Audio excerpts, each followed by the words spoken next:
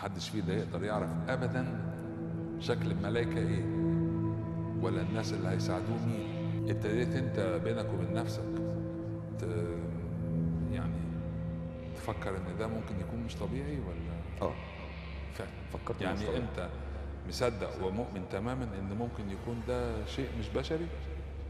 ممكن يكون مبعوث، ممكن يكون جاي يحل مشكله، يعني ممكن. يعني انا مؤمن بالحاجات ديت، ان ممكن حد يجي فعلا يساعدك وما تشوفوش تاني.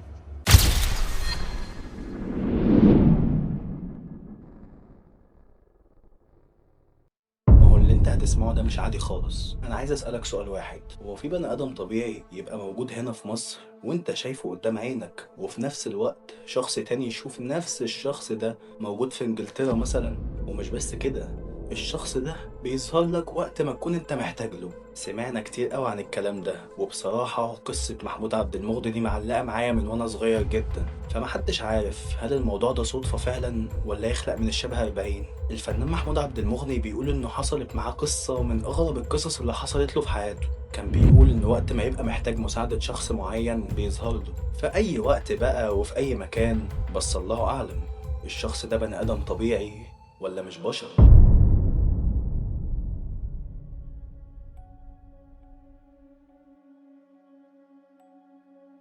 خلينا افهمك في الاول ان محمود عبد المغني اصلا ما كانش مؤمن ان في حاجات غريبه ممكن تحصل للبني ادم. بالتحديد ما كانش مؤمن ان في حاجه اسمها انك تقابل شخص مش بشري اصلا، او ان في حاجه اسمها جن في العموم. مع ان على فكره محمود عبد المغني كان بيخاف جدا، وبيبان في ردة فعله في اغلب اللقاءات اللي كان بيعملها. خلينا نخش في القصه. بتبدا قصه محمود عبد المغني انه كان بدا يومه عادي جدا، كان يوم زي اي يوم. بس الفرق ان اليوم ده كان صعب شوية، لان الجو اليوم ده كان حر جدا، وهو ساعتها كان صايم لانه في شهر رمضان. وكان بالتحديد بقى ساعتها في اولى ثانوي، وكان عنده بروفة في المسرح. والمسرح ده كان بيبعد عن المدرسة اللي هو بيدرس فيها بشوية حلوين، حوالي 2 كيلو كده، محطة او محطة ونص بالكتير. كان وقتها الساعة 2 الظهر وهو طالع من المدرسة وكان متوجه للمسرح. وفعلا اتمشى لحد المسرح، والبروفة كانت حوالي ساعتين او ساعة ونص بالظبط. هو خلص الساعة 3 ونص، وبعد ما خلص بدأ إن هو يجهز نفسه عشان يقوم يروح. وفعلا جهز نفسه وخد بعضه ومشي عشان يتحرك للمحطة اللي هيركب منها الباص. بس وهو واقف حب يأمن على الفلوس اللي موجودة معاه، لكنه لما بص ملقاش أي فلوس موجودة في جيبه. واكتشف ساعتها إن الفلوس وقعت منه وهو بيعمل البروفة. مبقاش عارف يعمل إيه ساعتها، بس وقتها جه في دماغه إن هو يروح لواحد صاحبه كان ساكن قريب من المحطة اللي هو كان موجود فيها. بس صاحبه ده كان بيحب النوم جدا. راح له فعلا البيت وقعد يخبط على الباب، لكن صاحبه ده مصحيش خالص. لكن أمه ساعتها اللي فتحت له الباب، بدأت تسأله لو هو محتاج حاجة أو عايز أي حاجة. بس بصراحة محمود عبد المغني اتكسف جدا ساعتها، ومرضيش إن هو يطلب منها فلوس أو يعرفها الظروف اللي هو كان موجود فيها. قعدت تتحايل عليه كتير جدا، لكنه أصر على موقفه. وفعلا خد بعضه ومشي من البيت. لما اتحرك من البيت بقى قرر إن هو ياخدها مشي. ساعتها الساعة بالظبط كانت داخلة على 4، وفاضل حوالي ساعة على الفطار، والجو ساعتها كان حر جدا. لكنه فعلا كان مصر إن هو ياخدها مشي لحد البيت.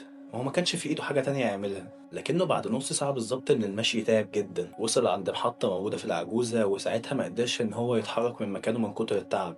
الراجل كان صايم وعمال يتمشى بقاله اكتر من ساعتين، فحقه طبعا ان هو يتعب. فهو واقف مكانه من كتر التعب وما كانش عارف يعمل ايه ساعتها. بس هو فكر ساعتها ان هو يوقف اي حد ماشي في الشارع ويقول له على الظروف بتاعته، وممكن لما اي حد من الناس اللي معدية دي يسمع الظروف بتاعته يبدأ ان هو يساعده. بس هو برضه ساعتها اتكسف وحس ان كرامته هيتقل منها، ومرضيش خالص ان هو يعمل كده. في اللحظة دي هو كان واقف جنب عمود نور. العمود ده كان طويل جدا، وهو كان متعصب جدا ساعتها وعمال يفكر هيروح ازاي، وكان مرهق جدا ومش قادر حتى يمشي. فمن كتر العصبية دي قام خابط ايده جامد في العمود، لدرجة ان العمود اللي جنبه ده اتهز. بس في اللحظة دي سمع صوت حد جاي من وراه وبيقول له مالك. هو كان بيقول إن الراجل ده كان شكله عجيب جدا، عكس الحالة اللي هو كان فيها خالص، أو عكس الجو. يعني زي ما أنا قلت لكم في أول الفيديو، الجو كان حر جدا وهما كانوا في رمضان. بس الراجل اللي كان واقف قدامه ده كان حاطط فوقه بطانية فوق بطانية فوق بطانية، وفي نفس الوقت لابس تحتهم بالطو. البالطو ده كان صوف. محمود عبد المغني لما شاف الراجل بالمنظر ده قدامه قال إن هو مستحيل يعني الشخص ده اللي هيحلله مشكلته. فبص له بصة كده اللي هو يعني خليك في حالك. فالراجل بدأ إن هو يقولها له تاني: أنا بقول لك مالك.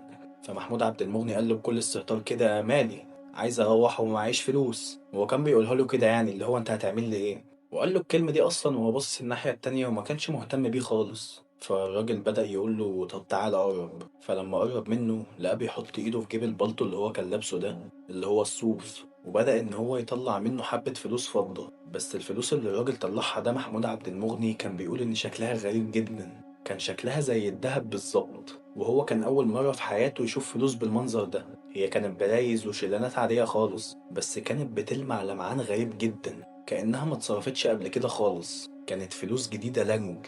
محمود عبد المغني بدأ إن هو ياخد منه فعلا الفلوس، وبدأ إن هو يبص فيهم كده، لقاهم حوالي 50 قرش. فهو ساعتها طبيعي بدأ إن هو يفرح جدا، وما كانش مصدق إن راجل زي ده ممكن يكون هو السبب إن هو يحل له مشكلته. هو كان في حتة ما بين هو مش مصدق وبين إن هو فرحان، لدرجة إن هو عمل ساعتها رد فعل هو ما كانش يتوقع إن هو ممكن يعمله أصلا. بعد ما خد الفلوس بدأ إن هو يبص للراجل بصة كده وقام رايح حضنه بالبطاطين بتاعته بالبلط اللي هو لابسه بكل حاجة. كان حضن جامد يعني. فالراجل ابتسم ابتسامة بسيطة كده وبس. محمود عبد المغني خد الفلوس وبدأ إن هو يركب الباص اللي هيروح البيت. بس وهو راكب الباص طول الوقت كان بيفكر في الراجل ده، طول الوقت بيفكر في شكل ابتسامته وشكله هو عامة. ما كانش متخيل إن شخص زي ده ممكن يقدر يساعده. وكان اللي ما بيروحش عن باله إن هو كان لازم يجي تاني يوم للراجل ده ويجيب له اللي هو عايزه. وفعلا كان بيفكر في الموضوع ده وحطه في دماغه، وكان حالف إن أول ما يشوف الراجل ده لازم يحقق له كل اللي هو عايزه. ده كان حتى عايز يديله فلوس كتير جدا. وفعلا تاني يوم بدأ إن هو يجهز نفسه وجهز المبلغ اللي كان هيديله الراجل. واليوم ده وهو رايح المدرسة راح بدري شوية. هو كان متوقع بقى ساعتها إن الراجل هيفرد البطاطين اللي هو لابسها دي وهيبات في نفس المكان اللي هو كان واقف فيه، لكنه لما راح للمكان ده تاني يوم ملقاش أي أثر للراجل ده خالص. لكنه مسكتش، راح تاني يوم وتالت يوم لكن برضه الراجل ما كانش موجود.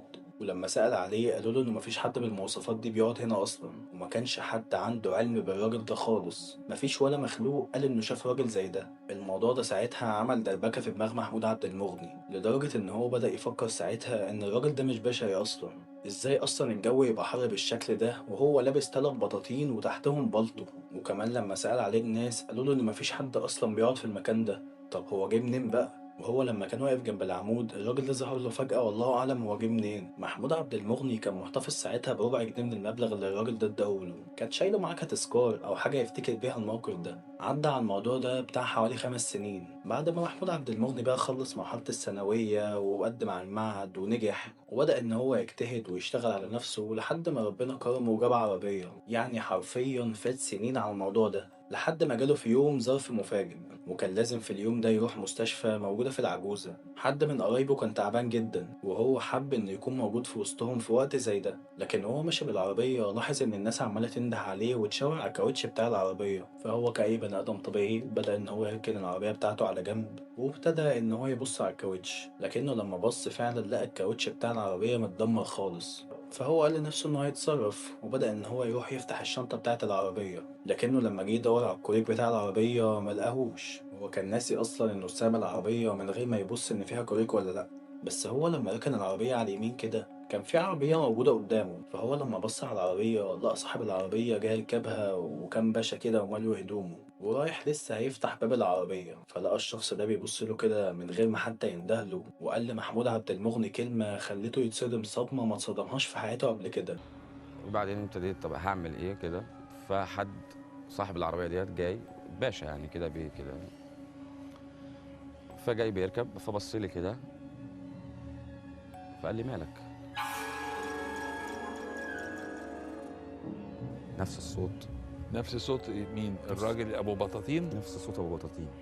نفس صوت الراجل اللي هو قابله من 5 سنين بالظبط. ساعتها محمود عبد المغني اتصدم وبدأ إن هو يبص في عينه، لأن عينه دي أصلا كانت أكتر حاجة مميزة فيه. عينه كانت فيها حنية غريبة كده، عينه كده كانت بتوحي إن الشخص ده أول ما تشوفه تحس إنه عايز يساعدك أو عايز يعمل لك أي حاجة تساعدك وما يتعبكش نهائي. بس اللي كان مختلف ساعتها إن الراجل ده كان شيك جدا وباشا، عكس ما كان من 5 سنين كان لابس 3 بطاطين وبلطو والحاجات الغريبة اللي هو كان عاملها دي. محمود عبد المغني ساعتها بدأ إن هو يكذب نفسه ويقول لأ، ده أكيد تخيلات في دماغي، ده من رابع المستحيلات، ده شخص وده شخص تاني خالص، ولا يمكن خالص يكون الشخصين دول شخص واحد. لكن نفس الصوت ونفس الهيئة ونفس كل حاجة، حتى الدقن بتاعته كانت نفس اللون ما راحتش. اللي كان متغير فيها بس إن هي كانت متنضفة ومتهندمة كده، لكن الدقن كانت زي ما هي بالظبط. فمحمود عبد المغني بدأ يقول له ساعتها إن العربية بتاعته عطلت وهو مش لاقي الكوريك بتاعه فيها. فهو لما قال كده الراجل ده بدأ إن هو يروح يفتح الشنطة بتاعة العربية بتاعته،